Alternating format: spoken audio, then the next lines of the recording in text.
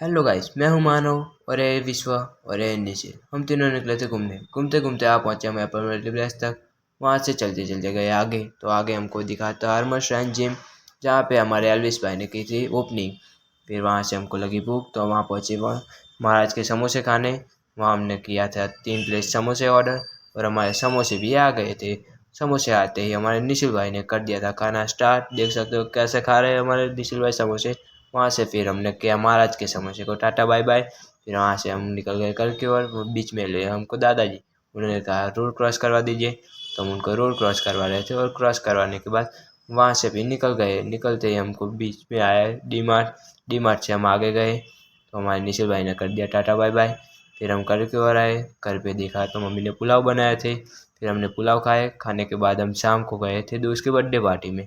Birthday party में दोस्त ने मंगवाए थे पफ, थम्स अप, और हमने बहुत एंजॉय किया। फिर हम घर पे आने की सोच रहे थे और घर आ गए। घर पे आने के बाद हमने किया हमारा होमवर्क ख़त्म, और होमवर्क ख़त्म करते करते हम आज का ब्लॉग भी ख़त्म करेंगे।